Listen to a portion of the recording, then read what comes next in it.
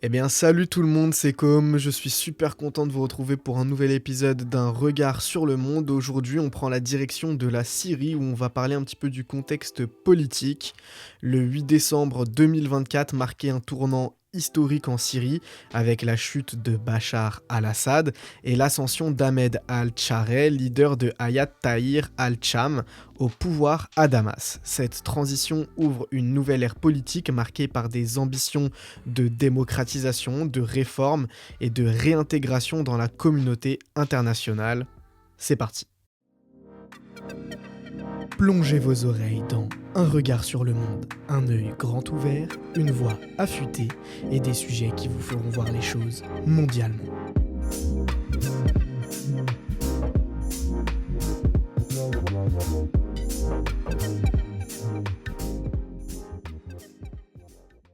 Ahmed al-Chareh a en effet annoncé un plan de transition démocratique articulé autour de deux grandes étapes.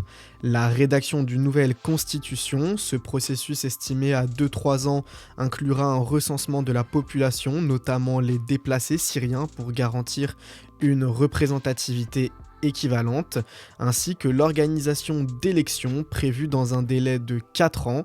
Cette consultation nationale s'inscrira dans un cadre juridique et démocratique rénové. Une conférence nationale inclusive se tiendra les 4 et 5 janvier 2025, réunissant plus de 1000 participants. Elle aboutira à la création d'un comité de réforme constitutionnelle et d'un conseil consultatif pour guider la transition. Ahmed al-Chareh propose une intégration des forces démocratiques syriennes, les FDS, dans une nouvelle armée nationale sous contrôle exclusif de l'État. Cette démarche s'accompagne de la dissolution des groupes armés, y compris HTC, et de la formation d'une armée unifiée. Parallèlement, des opérations visant à neutraliser les partisans de l'ancien régime, parmi les arrestations notables celle du général Mohamed Kandjo Hassan, ancien chef de la justice militaire, souligne l'engagement du nouveau pouvoir à rendre justice pour les crimes passés. Le gouvernement intérimaire s'engage à respecter les droits des femmes et des minorités dans un pays multiethnique et multiconfessionnel. Ahmed al-Chareh souhaite inscrire ces droits directement dans la nouvelle constitution, garantissant ainsi leur pérennité.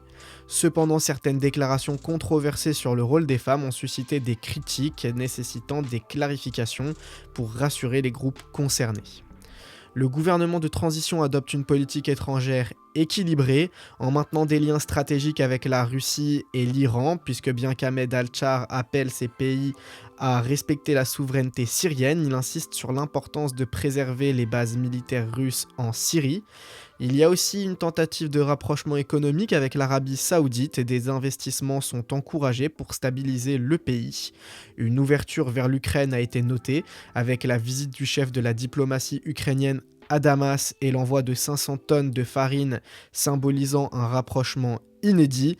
Enfin, une question d'assurance régionale au propos d'Israël et des voisins de la Syrie ayant été rassurés quant à l'absence d'hostilité de la part de Damas. En parallèle, Ahmed al-Chareh plaide pour la levée des sanctions internationales, arguant que les responsables des crimes du régime Assad ne sont plus au pouvoir. Il exhorte également les États-Unis à soutenir la reconstruction du pays. La résolution des crises économiques constitue une priorité pour le nouveau gouvernement syrien.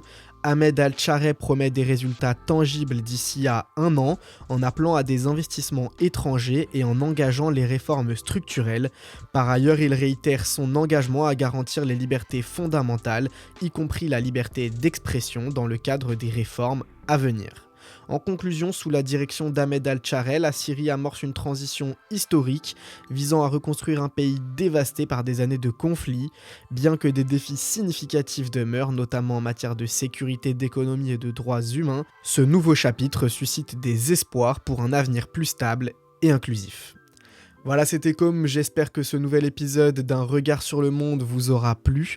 N'hésitez pas à me donner vos retours en commentaire ou en message privé, ça me permet de m'améliorer. Encore merci pour vos retours, j'ai entendu les remarques par rapport à la durée des épisodes, je vais voir de temps en temps pour alterner entre des formats assez courts de 5 minutes et des formats un peu plus longs de 10 minutes quand l'actualité le demandera. En tout cas, merci à tous pour votre écoute une nouvelle fois. C'était Com pour un regard sur le monde, un regard pour se tenir au fait de l'actualité internationale.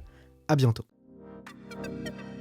Plongez vos oreilles dans un regard sur le monde, un œil grand ouvert, une voix affûtée et des sujets qui vous feront voir les choses mondialement.